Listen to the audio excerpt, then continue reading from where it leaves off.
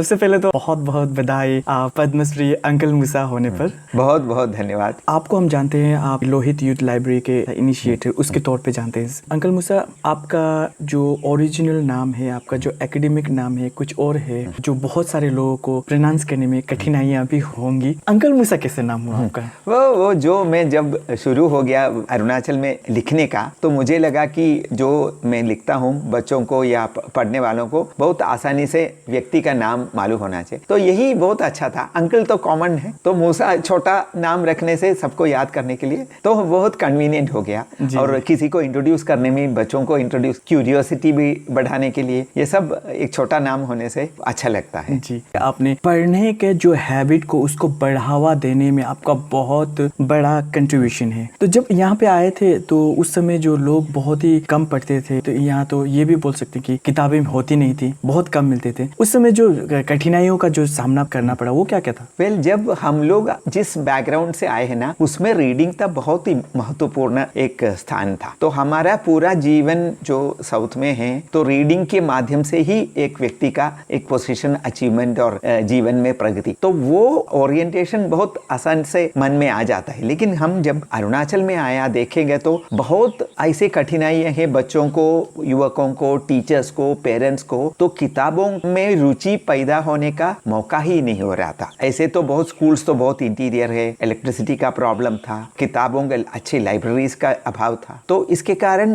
किसी तरह वो किताब लाने का अलग अलग तरीका ढूंढना पड़ेगा, ये लगा। तो बच्चों का मन में किताबों के प्रति एक रुचि पैदा होने से तभी ये रीडिंग मूवमेंट शुरू होगा, वो मुझे बहुत आसान से मालूम हो गया। तो इसलिए मैंने सोचा जो भी चीज रुचि से लोगों को लगना है, तो वो तो मीठा होना चाहिए, इंटरेस्टिंग होना चाहिए, तो मजेदार होना चाहिए। तो जो भी कहानियां हैं, जो भी कविताएं हैं, जो भी किताबें हैं, बच्चों को या रीडर्स को या सुनने वालों को अच्छा लगता है, उसमें मजा आता है, उससे सुनने वालों को एक रीडिंग की तरफ एक अट्रैक्शन आ जाता है। तो मैंने ऐसे शुरू कर दिया चुनने का, तो वो धीरे धीरे बच्चों को इंट्रोड्यूस करने का ये प्रोग्राम शुरू किया। एक नेचुरल प्रोसेस आ गया था, तो उसके लिए स्पेशली कुछ करना नहीं था। लेकिन वो किताब लाने के लिए थोड़ा सा प्रॉब्लम तो जरूर था, क्योंकि उस जमाने में डिब्रूगढ़ में ऐसे कोई बुक स्टॉल ही नहीं था। नियरेस्ट बुक स्टॉल जो हम अच्छे कुछ बुक सेलेक्ट करना है तो इधर कलकत्ता या गुवाहाटी या कभी कभी हम लोग मुंबई से ही लेके आते थे। तो इसमें ये एडवांटेज हो गया कि कम दाम में बहुत वैरायटी का बुक्स अरुणाचल के इंटीरियर एरिया के बच्चों को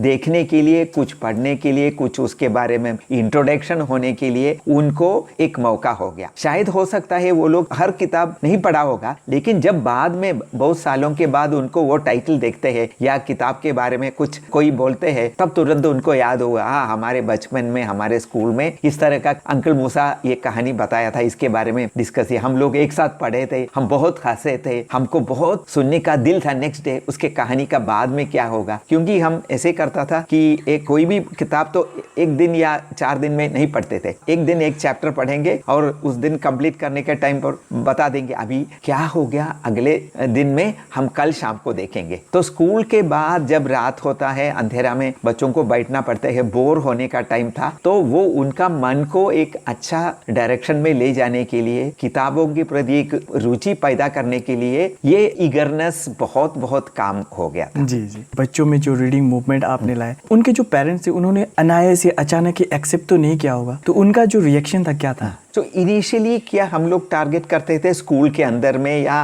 हॉस्टल में, तो वो उसमें पेरेंटल इन्फ्लुएंस या कोई निगेशन वो प्रॉब्लम नहीं था। प्रॉब्लम यही था उनको किताब को हम इंट्रोड्यूस कर सकते, हर जगह में किताब मिलने का सुविधा नहीं। लेकिन एक अच्छा रास्ता निकल गया, मैगजीन्स तब तक आना शुरू हो गया। जैसे चिल्ड्रंस वर्ल्ड धीरे धीरे 1968 के बाद चिल्ड्रन वर्ल्ड शुरू हो गया, फिर टारगेट शुरू हो गया इंडिया टुडे पब्लिशर्स का। तो ये सब बच्चों के लिए बहुत बहुत इंटरेस्टिंग टाइप का मैगजीन्स थे, हर महीना एक एक आते थे, नए कार्टून्स थे। फिर बाद में नंदन शुरू हो गया, चकमक शुरू हो गया, बाय द टाइम चंदा मामा शुरू हो गया, जूनियर चंदा, अमर चित्रकथा। अमर चित्रकथा का कंट्रीब्यूशन बहुत ज्यादा है। ये जो उसका फाउंडर श्री अनंत पाई, उन्होंने इवन डिब्रूगढ़ तक आके उसको इंट्रोड्यूस किया था। ईटानगर में अनंत पाई आए हैं, तो काफी एरिया में अमर चित्रकथा को पब्लिसिटी मिलने के लिए एक उनका पर्सनल एफर्ट था। उसके कारण रीडिंग के लिए बहुत, ये हमारे 80s का जो यंगस्टर्स है उनको काफी फायदा हुआ है। जी जी। तो अनंत पै को हम जरूर नमन करना चाहिए, उनको याद करना चाहिए। उनके कॉन्ट्रीब्यूशंस, उनके इंटरेस्टिंग स्टोरीज, वो बहुत बहुत बड़े एक कॉन्ट्रीब्यूशन है। आपने रीडिंग मूवमेंट में एक रिवॉल्यूशन लाया ही है, साथ ही साथ आपने अरुणाचल प्रदेश में बहुत सारे पुस्तकालय खोले हैं। उसका जो नाम है बैम्बूसा लाइब्रेरी क्यों रखा गया? जब ये एक लेवल हो गया कि हॉस्टल्स में बच्चों को किताबों मिलने का सुविधा हो गया, फिर मेरा मन के अटेंशन इनके गवर्नमेंट स्कूल के स्टूडेंट्स जो डे स्कॉलर्स है उनकी तरफ मेरा अटेंशन हो गया, क्योंकि उनको तो इतना भी सुविधा नहीं थी गवर्नमेंट स्कूल्स में। तब तक बाई 90s लाइब्रेरीज एकदम नहीं थे, ऑलमोस्ट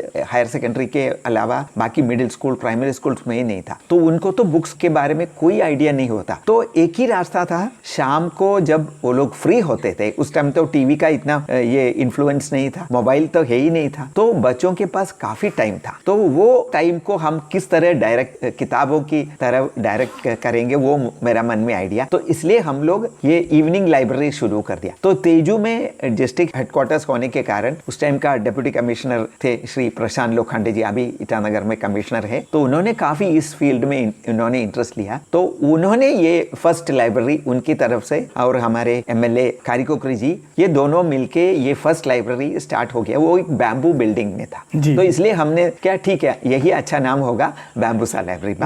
बैम्बूसा बैम्बू का बोटानिकल नेम। बाद में जब ये जो लाइब्रेरी खोलने की बात हुई, पर्टिकुलरली जब हम फाइनेंस की बात करते हैं, उसमें भी कुछ चैलेंजेस थे होंगे, डिफिकल्टीज थी होंगी, तो वो क्या क्या थे? फाइनेंशियल चैलेंज इतना बड़ा नहीं था, जैसे किस तरह हम बच्चों को और पेरेंट्स को कन्विंस करना है कि शाम को 1 घंटा लाइब्रेरी पढ़ना मतलब 2 घंटा ट्यूशन करना और 2 घंटा होमवर्क करने का बेनिफिट एक ही घंटा लाइब्रेरी पढ़ने में, क्योंकि एक छोटा सा लाइब्रेरी में आने से आपको बहुत सब्जेक्ट का एक साथ फायदा मिलता है। फिर प्लस टीचर्स को भी अट्रैक्ट करना था। आपका क्लास इंटरेस्टिंग बनाने के लिए आपको लाइब्रेरी का ऐसे मटेरियल्स है, तो उससे आपको आपका क्लासेस काफी इंटरेस्टिंग बना सकता था। तो यही एक बड़ा चुनौती था, अभी भी मोरलेस यही है, क्योंकि अभी थोड़ा और ज्यादा हो गया, क्योंकि ज्यादा एकेडमिक प्रेशर्स आ रहे थे ट्यूशन के में। हाई स्टूडेंट्स को एस्पिरेशन था साइंस स्टडीज में। तो हमारा अरुणाचल में हम लोग इंग्लिश मीडियम एक्सेप्ट किया है, लेकिन क्वालिटी ऑफ इंग्लिश एजुकेशन अभी भी एक बड़ा चैलेंज है। तो गवर्नमेंट स्कूल्स में हम लोग जब तक इंग्लिश का स्टैंडर्ड इंप्रूव नहीं करते हैं, तो ये बड़ा एक चुनौती रहेगा। और उसके लिए इंग्लिश एजुकेशन इंप्रूव करना है तो बच्चों को daily 1 hour library reading must होना चाहिए। आपके समय जो रीडिंग हैबिट होती थी, टाइम चेंज हुआ, टेक्नोलॉजी चेंज हो गई, तो पर्टिकुलरली आज के डेट में इम्पोर्टेंस ऑफ रीडिंग कितना है? वो हमारे मन में ये था कि टेक्नोलॉजिकल इंटरवेंशन लाइब्रेरी मूवमेंट के लिए काफी सपोर्ट नहीं होगा, ऐसा लग रहा था। लेकिन रिसेंट लास्ट 2-3 इयर्स में जितना इनोवेशंस एजुकेशनल टेक्नोलॉजी में आए हैं, जैसे नंबर ऑफ ई बुक्स और ऑडियो बुक्स और pictorial books with words highlighted one, तो जैसे टीवी में न्यूज आते हैं, तो इस टाइप का मटेरियल छोटा छोटा कहानी के रूप में, छोटे बुक्स के रूप में मोबाइल में आना शुरू हो गया। तो अभी बुक, एक टाइम बुक देखने के बाद भी बच्चों को घर का प्राइवेसी में बैठ के उसी स्टोरी को दोबारा पढ़ने के लिए और इंग्लिश सुनने का एक मौका, तो क्योंकि ऑडियो बुक से ये फायदा है कि आप मोबाइल में बुक का पेज देख भी सकते हैं, उसका करेक्ट प्रोनाउंसिएशन सुनने का एक। तो आजकल एक सडनली सबको इंपॉर्टेंस मालूम हो गया कि ई लर्निंग का, लेकिन ये लास्ट 1 ईयर से इसका धीरे धीरे और है, स्पेशली प्रथम बुक्स उन्होंने काफी ये ऑडियो बुक्स इंट्रोड्यूस किया, और ये भी इंट्रोड्यूस किया आप फ्रीली डाउनलोड कर सकते हैं, आपको खरीदना नहीं पड़ेगा। मोबाइल में एक सिंपल ऐप जैसे बोलो, उसमें आपको इंग्लिश का प्रैक्टिस कर सकते हैं आराम से। इंग्लिश अपना घर में कि कोई even semi literate, illiterate parents भी अपना बच्चों को इंग्लिश ट्रेनिंग दे सकते हैं ये बोलो ऐप के माध्यम से। ये ऐप्स का एक बड़ा एक इंटरवेंशन अब भी आया है, बट वो सब्स्टिट्यूशन नहीं होगा लाइब्रेरी में जाके किताब पढ़ने के लिए। इसलिए हमारे लाइब्रेरी नेटवर्क का ये कोशिश है, हर जगह में जब भी वॉलंटियर्स अवेलेबल है, छोटा छोटा वीकली इवनिंग लाइब्रेरीज, वो वेकेशन मिनी लाइब्रेरीज, इस तरह का मूवमेंट अभी भी उसका रेलेवेंस बहुत ज्यादा है, उसको कंटिन्यू हम लोग करते रहेंगे। अभी इसलिए वाक्रो सर्कल में मेडो और उसके आसपास में हमारे 5 मिनी लाइब्रेरीज है, वो सब वेकेशन में चलते हैं। ये पुखरी में है, फिर कांजांग में है, वो सब वॉलंटियर्स चलते। जब तक वॉलंटियर्स हमारे यंगस्टर्स आगे, मैं पढ़ा लिखा हूँ, मेरा एजुकेशन से दूसरों को फायदा होना है, जो डिप्राइव्ड है उनको फायदा होना है, ये विचार मन में नहीं आने से अरुणाचल में रीडिंग मूवमेंट नहीं होगा। तो इसलिए हम आशा करते हैं कि जितने भी एजुकेटेड अरुणाचलीस है, वो तेजू आने का, बैम्बूसा लाइब्रेरी आने का कोई जरूर नहीं है। अपने अपने एरिया में कलकटांग में बैठो या न्योसे में बैठो, ईटानगर में बैठो, कहाँ भी बैठो, अपना रीडिंग को जो अपना लाइफ में जो फायदा हो रहा है, इंग्लिश नॉलेज का स्किल्स डेवलप किया है, दूसरों को वो देने का एक कोशिश, एक मूवमेंट, एक माइटी मूवमेंट अरुणाचल में अभी होना है, उसका बहुत बहुत इंपॉर्टेंस है। तो सर आपने लाइब्रेरी की बात की, तो हम जानना चाहते कि अरुणाचल प्रदेश में अब तक कितने लाइब्रेरीज खोले गए हैं आपके द्वारा? मेरे द्वारा बोलना वो करेक्ट नहीं होगा। बहुत लोग मिलके, हम सब लोग मिलके एक हैंड होल्डिंग है। हम सब लोग अलग अलग तरीका से अलग अलग लोग सपोर्ट करते हैं। तो उसका मेन सपोर्ट है वॉलंटियर्स। जब तक वॉलंटियर्स नहीं है एक लाइब्रेरी नहीं चलेगा। और प्लस उसका मेन सपोर्ट आया है डोनर्स। बहुत डोनर्स पैसा के माध्यम से, बुक्स के माध्यम से, टेक्निकल रीडिंग सपोर्ट के माध्यम से ये मूवमेंट को सपोर्ट किया है। प्लस ऑफिसर्स और हमारे government department, state library department भी काफ़ी हम लोगों को सपोर्ट किया है कि जो बुक्स अवेलेबल है वो अलग अलग एरिया में छोटा छोटा लाइब्रेरी के लिए बुक्स अवेलेबल होगा। ये एक बड़ा बड़ा सपोर्ट है। और बहुत अरुणाचल के बहुत सीनियर ऑफिसर्स ये लाइब्रेरी के अच्छे वेल विशर्स हैं। जी, तो सर हम स्टूडेंट की बात छोड़ दिए, हम सिर्फ रीडिंग हैबिट की बात कर दें। ऐसा कहते हैं कि मॉडर्न टेक्नोलॉजी आने के कारण जो लोगों में रीडिंग हैबिट जो है कम हुई है, तो इस संदर्भ में आपका क्या ओपिनियन है?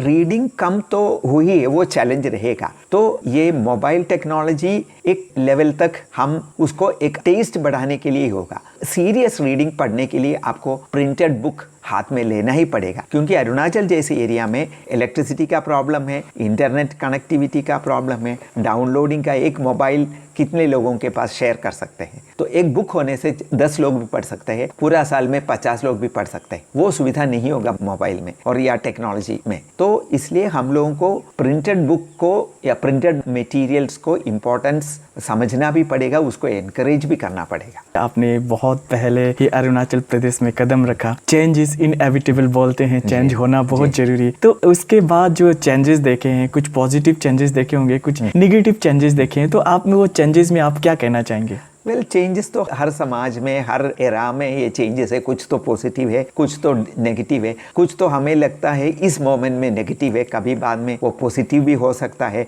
या एक ट्रांजिशन में हो सकता, फ्लक्स जो हम बोलते हैं, वो फ्लक्स में हमको मालूम नहीं पड़ता है कि पॉजिटिव है नेगेटिव है। लेकिन एक दो वेरी पॉजिटिव चेंजेस मैं अभी ऑब्जर्व कर रहा हूँ। जो फर्स्ट जनरेशन जिसको एजुकेशन मिला है, उनको एक रीडिंग का एक टेस्ट बन गया था। अभी बहुत लोग उसमें पेरेंट्स बन गए हैं। तो पेरेंट्स है, वो माँ है, पिताजी है, और बहुत लोग ऐसे लोग अपने बच्चों में ये स्कूल को डिपेंड नहीं करने के अपना ही घर में रीडिंग प्रमोशन का एक माहौल बनाने का कोशिश कर। ये बहुत बड़ा पॉजिटिव चेंज है। वो 30 ईयर्स पहले, 40 ईयर्स पहले वो पेरेंट्स से हम एक्सपेक्ट नहीं करते थे।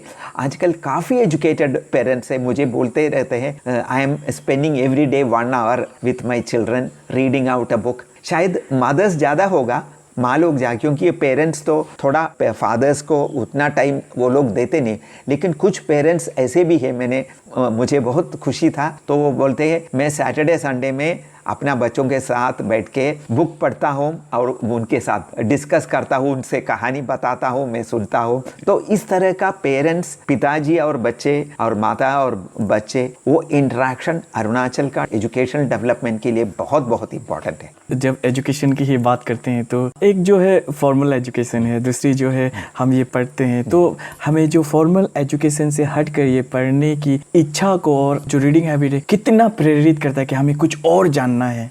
डेफिनेटली। सिर्फ हम जो भी मेडिसिन खाना है तो भी आजकल कैप्सूल में बना के देते हैं, और कवर्स, शुगर कोटेड पिल्स आते हैं। तो ये सबसे इम्पॉर्टेंट है कि जो एजुकेशन अगर बड़ों का एजुकेशन और बच्चों का एजुकेशन डिफरेंस है। बड़ों का एजुकेशन में हम ऐसे अडल्ट एजुकेशन जो बोलते हैं, उसमें वो लोग खुद डिसाइड करते हैं क्या पढ़ना है, क्या सीखना है, किस तरह सीखना है। बच्चों को वो फ्रीडम नहीं है। बड़े डिसाइड करते हैं वो कैसा पढ़ना है, कितना पढ़ना है, क्या पढ़ना है। बच्चों को खुद का चांस, फ्रीडम बहुत कम है। अभी धीरे धीरे कुछ आ रहा है होम स्कूलिंग इस टाइप का, लेकिन बहुत कम है इंडिया में, वर्चुअली नहीं है। तो वो इसलिए बच्चों को जो हम एजुकेशन के माध्यम में जो दे रहा है नॉलेज, टेस्ट फॉर नॉलेज, उसको तो प्रेजेंटेशन बहुत अट्रैक्टिव करना पड़ेगा। जो स्कूल में बहुत कठिनाइयां हैं अट्रैक्टिव करने के लिए, तो इसलिए वो अट्रैक्टिव करने का एक ही रास्ता है, बाहर में, क्लास के बाहर में, स्कूल के बाहर में वो एक रीडिंग के माहौल से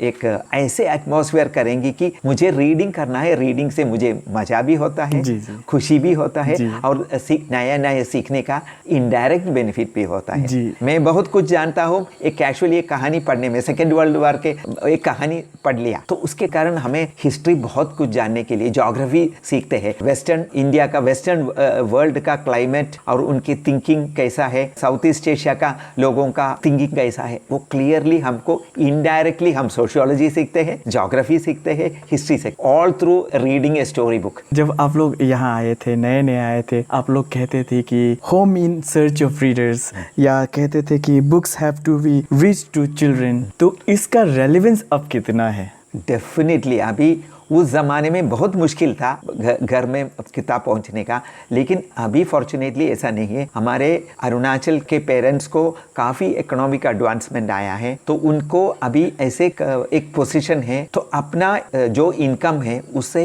1% बुक्स बच्चों का अपने खुद के लिए, बुक्स के लिए एलोकेट करने का एक कैपेसिटी आज है। ज़्यादातर, मैं हर व्यक्ति को नहीं बोल रहा हूँ, लेकिन बहुत लोगों को ये कैपेसिटी है और अपॉर्चुनिटी भी है, क्योंकि आजकल फ्लिपकार्ट आया है, अमेज़ॉन आया है, आपको कलकत्ता, दिल्ली जाना नहीं पड़ेगा। आप इधर से ऑर्डर कर दीजिए, मैक्सिमम 10-15 डेज में आप कोई भी एक बुक ले सकता है। तो आज हम लोगों को एक कैपेसिटी है, एक एबिलिटी है अपने बच्चों के लिए अच्छे बुक्स चुन के देने के लिए। बचपन में हमारे पेरेंट्स सोचते थे कि टोटल इनकम का 10% should be for spend on books and literature, लेकिन अरुणाचल में वो नहीं आया। तो ये अभी एजुकेटेड जो पेरेंट्स है, जो अपकमिंग पेरेंट्स है, उनको तो ये डिसाइड करना पड़ेगा, ये इस तरह का हम 10% ऑफ आवर इनकम और sum percentage of our income हर महीना रीडिंग मटेरियल के लिए हम अलॉट। फॉर्चुनेटली आजकल बहुत मटेरियल है, मटेरियल का शॉर्टेज इंडिया में नहीं है। अमेरिकन बुक्स मिलते हैं, यूके बुक्स मिलता है, और मैगजीन्स, अच्छे मैगजीन्स यंगस्टर्स के लिए, बड़ों के लिए, टीचर्स के लिए, जैसे टीचर प्लस मैगजीन है, वो सब वेरी लो प्राइस्ड रेट में हम लोग अभी खरीद सकता है। रीडिंग हैबिट की बात करते हैं, किताबें पढ़ने की जिसको भी आदत हो या हमें होनी ही चाहिए। कहते हैं कि किताबें पढ़ने का एक फ़ायदा ये भी होता है, खुद को खोजते हैं और खुद में आत्मविश्वास वृद्धि होती है। तो क्या कहना चाहेंगे? जी, ये एक सबसे मोस्ट इम्पॉर्टेंट है, स्पेशली अरुणाचल के युवकों का जीवन के बारे में हम सोच, क्योंकि हम लोग एक ऑलमोस्ट एक्सक्लूडेड एरिया में रहते हैं। हमारा वर्ल्ड बहुत छोटा है, हम लोगों को एक्सपोजर भी इतना नहीं है। मैक्सिमम एक्सपोजर कुछ तो टीवी से है, कुछ तो टेक्स्ट बुक से है। तो दूसरे लोग लाइफ में जो अचीवर्स बोलते हैं, उनका क्या क्या कठिनाई थे, कैसे उनका जीवन में वो लोग प्रॉब्लम्स को ओवरकम किया है, उसको चैलेंज फेस किया है, वो इस तरह का मोटिवेशनल इनपुट लाने का बहुत बहुत इंपॉर्टेंस है अरुणाचल। क्योंकि अरुणाचल का अभी का चैलेंजेस 40 ईयर्स पहले का चैलेंजेस नहीं है। तो हमारे अभी जवान लोगों को बहुत अलग टाइप का चैलेंजेस फेस करना पड़ेगा। उसके लिए उनको तैयारियां करना है, तो they should mentally progress, spiritually mentally strong होना पड़ेगा। इसलिए बायोग्राफीज पढ़ने का बहुत बहुत इंपॉर्टेंट है। जैसे ग्रेट साइंटिस्ट, ग्रेट अचीवर्स, अलग अलग टाइप के लोगों का हम कभी कभी ऐसे, स्पेशली लाइब्रेरी मूवमेंट में हम स्पेशली बोलते हैं जॉर्ज वाशिंगटन कार्वर, जो एक ब्लैक नीग्रो स्लेव होके उन्होंने अमेरिका के फर्स्ट एक टॉप मोस्ट एग्रीकल्चर साइंटिस्ट बन गया। उनका लाइफ इतना इंस्पायरिंग है। कोई भी प्रॉब्लम आने से जॉर्ज वाशिंगटन कार्वर का जीवन पढ़ने से अपने से शक्ति आती है। तो इसलिए हम बच्चों से उसको मिश्मी भाषा में ट्रांसलेट करके ड्रामा भी करवाते हैं। सिमिलरली हमारा इंडिया का ही जो राइटर है, जो बेबी हेल्डर, जो एक घर में एक हाउसकीपर है, वो घर के काम करती है, सफाई करती है, खाना बनाती है, लेकिन उनकी राइटिंग्स जो अभी 16 वर्ल्ड लैंग्वेजेस में अवेलेबल है, उनको इतना कॉन्फिडेंस आया है, वो देख के हम लोगों को खुद को होना है टुडे हम ऐसा है लेकिन we can also achieve something in life. ये विचार हमारे यंगस्टर्स के मन में आना चाहिए, इसलिए रीडिंग मोस्ट इंपॉर्टेंट है। जब हम अरुणाचल प्रदेश की बात करते हैं, चाहे वो हिंदी की हो या इंग्लिश के हो या एसएमएस के हो, राइटर्स बहुत कम हुए हैं, लेकिन अरुणाचल के बारे में ही अरुणाचल के राइटर्स खुद लिखना शुरू करें तो इसका कितना फायदा होगा पर्टिकुलरली अरुणाचल प्रदेश के लोगों की ओर। तो आप क्या सोचते हैं? अभी एक्चुअली राइटर्स एकदम नया फील्ड है। आप अरुणाचली लोग अरुणाचल के बारे में लिखना बहुत एक नया, एक्सेप्ट 2-3 जैसे मैडम ममांग दाई इंग्लिश में लिखते हैं, और हमारे तोंगची सर असमीज में उन्होंने साहित्य अकेडमी अवार्ड भी मिला है, उनको पद्मश्री भी मिला है, उनकी लिटरेरी कंट्रीब्यूशन। लेकिन ये हायर लेवल से नीचे आके आम जनता को राइटिंग का अपने कोई भी भाषा में, हिंदी हो इंग्लिश में हो, राइटिंग का एक टेस्ट बनाने का एक बड़ा इंपॉर्टेंट नीड है। तो लाइब्रेरी थोड़ा सा लेवल पर ये हम लोग ये कोशिश कर रहे हैं कि हमारे जितने भी रीडर्स जो रेगुलरली आते हैं उनको हम एनकरेज करते हैं अपनी अनुभवों को, अपने जीवन के ग्लिम्सेस को, अपने छोटे छोटे कहानियां लिख के वो पब्लिश करने के लिए। फॉर्चुनेटली हमारे लाइब्रेरी एक्टिविस्ट के काफी स्टोरीज अलग अलग मैगजीन्स में पब्लिश हुआ है, और हमारे library movement itself, library network itself एक छोटा सा बुक मिश्मी लैंड म्यूजिक्स ऐसे एक छोटा सा बुक भी पब्लिश किया है। इसको काफी अच्छा रेस्पॉन्स मिला है। इसका मतलब है कि हमारे अरुणाचल के लोग अपना दिल खोल के लिखने का एक कोशिश करने से उनका एक्सप्रेशन भी बढ़ जाएगा, लैंग्वेज स्किल भी बढ़ जाएगा, उनको एक wider platform of acceptance Indian society में, शायद बाद में वर्ल्ड लिटरेचर में उनको मिलने का एक माहौल बन जाएगा। वो बहुत जरूरत है जी। तो एकदम बैक चले जाते हैं। हमने सुना है कि आपने जो कम्युनिटी लाइब्रेरी की स्थापना की थी सबसे पहले की डिवांग वैली इतालिन में खोला था। आपने इतालिन को ही क्यों चुना या इतालिन ने आपको चुना? एक्चुअली जब मैं ये कम्युनिटी वर्क के बारे में सोचने के पहले मुझे 2 साल इंडिया का जहाँ एजुकेशनल चैलेंजेस को कैसे सेंट्रल इंडिया टेकअप कर रहे हैं उसको एक स्टडी करने का मुझे मौका बहुत अच्छा हुआ। इसलिए मैं Andhra Pradesh, Gujarat, parts of Madhya Pradesh, parts of UP, Uttaranchal, इतने स्टेट्स में, राजस्थान, इसमें नॉन फॉर्मल एजुकेशन जो अच्छे मॉडल्स है वो देख के उनके बारे में समझने का और वो क्या करने के लिए अच्छा मौका। तो उसमें हर जगह में देखा है कि ये कम्युनिटी लाइब्रेरीज का बहुत इंपॉर्टेंट रोल है और वो लोग पूरा उसका फायदा उठाया है। क्वालिटी ऑफ एजुकेशन इंप्रूव होने के लिए जो लाइब्रेरी है वो कम्युनिटी कंट्रोल करना चाहिए। तो जब मुझे एक मौका हुआ, ऐसे वो एक्सीडेंटली हुआ है इटालियन, क्योंकि हमारे एक साथी बोला अच्छा एरिया है आप, क्योंकि मुझे इंटरेस्ट था कि कम्युनिटी के जितना भी इंटीरियर है उतने भी उनका चैलेंजेस मुझे अच्छे समझने का, अच्छा मुझे एक लर्निंग अच्छा हो जाएगा। इसलिए मैंने इमीडिएटली जब किसी ने सजेस्ट किया है आप इटालियन में जाके रहिए, तो मुझे इमीडिएटली मुझे लगा, दो फिजिकली काफी मुसीबतें थी लेकिन मुझे उस टाइम वो नहीं था, एक चैलेंज लेने के लिए वो था। और फॉर्चुनेटली मेरे बहुत अच्छे मित्र सब जगह में थे, आ गए थे, तो इसलिए हमारे डॉक्टर नाइल थे उधर मेडिकल ऑफिसर, तो उनका घर में रहने का मुझे सौभाग्य हुआ है। और उसके बाद स्टूडेंट्स के साथ एक्टिविटीज था, तो एक लड़की जो क्लास 8 के बाद ड्रॉप आउट करके थे, एक रूपी मैया, तो उन्होंने इसमें काफी इंटरेस्ट ले लिया। ठीक है अंकल मैं चलाऊंगी लाइब्रेरी बोल के उसने 1 साल वो लाइब्रेरी, तो हम लोग क्या करते थे, बुक्स मिलना इतना प्रॉब्लम नहीं था, पहुंचाने के लिए ही प्रॉब्लम था। जी जी। बहुत लोग जब सुना है कि इतना रिमोट में एक लाइब्रेरी शुरू हो रहा है तो बहुत खुशी से बहुत लोग कंट्रीब्यूट किया बुक्स, तो उसमें हिंदी भी था, इंग्लिश भी था, सिंपल लेवल, तो इटालियन उस टाइम था, मिडिल स्कूल था, तो उस लेवल का ही बुक्स था, तो लेकिन वो अच्छे इंटरेस्टिंग बुक थे, इंडियन बुक्स थे, तो वो पढ़ने के लिए ये मुझे सीखने के लिए मिला है। जब तक कम्युनिटी खुद इसमें मैनेज नहीं करते हैं, दूसरे बाहर से जो इंटरवेंशन से कोई बेनिफिट नहीं मिलेगा। तो रूपी और उसकी बहन अनामिका ये लाइब्रेरी मूवमेंट का पिलर्स है। वो लोग अपने स्टूडेंट्स, अपने जूनियर्स को मोबिलाइज करते थे और बैठते थे, एक रूम हम लोगों को मिला, उसमें हम लोग बैठते थे, और कभी कभी बीच बीच में मैं आके उनको कुछ कहानी पढ़ के सुनाते थे, कविता सुनाते थे। तो मुझे वो ऐसे अच्छा इन्वॉल्वमेंट टाइम भी था। जी, जी। तो मैं उनको बाद में स्कूल में मिलता था, फ्री टाइम में जाके मैं उनको गेम्स सिखाता था, word games, then quiz program हम करते थे, स्टोरी बुक्स लेके उनको पढ़ते थे। उसके माध्यम से जैसे मैंने पहले बताया उनका लर्निंग में काफ़ी इंटरेस्ट होगा, जनरल नॉलेज बढ़ जाएगा। तो इस तरह का उसके हम लोग उसी माध्यम से हम लोग कुछ स्टूडेंट्स का JNV का एंट्रेंस एग्जाम के लिए भी सपोर्ट किया है, तो ये थ्रू द लाइब्रेरी। जब आए थे आप यहाँ पे फर्स्ट टाइम, जैसे थोड़ी देर पहले हमने कहा कि आपने जब अरुणाचल प्रदेश में कदम रखा था तो उस वक्त शायद हिंदी इतनी पॉपुलर नहीं थी, हिंदी लैंग्वेज। तो आपको कुछ भाषा में कठिनाई आई लोगों से इंटरेक्ट करने में? नहीं, एक्चुअली उस टाइम तो मेरा इन्वॉल्वमेंट ज़्यादातर इंस्टीट्यूशनल स्कूल के तरफ था, कम्युनिटी के साथ इतना नहीं था। जी जी। फिर भी मैं जैसे आया हूँ 79 में आया हूँ, मैं असमी सीखने का काम शुरू कर दिया। जी। फिर 1-2 महीने में मुझे तो थोड़ा सा बात करने का ये मिले, तो वो जितना रूडिमेंट्री असमीज मुझे मालूम था उसको हिंदी और दोनों मिला के हम लोग कहाँ भी पेरेंट्स को मिलने से भी वो यूज़ करता था। उसमें मुझे तो ऐसे ज्ञान लैंग्वेज का कमी से कोई कम्युनिकेशन में कमी नहीं होता है। ये कम्युनिकेशन एक दिल टू दिल इंटरेक्शन है, तो इसलिए जैसे भी मैनेज कर सकते हैं।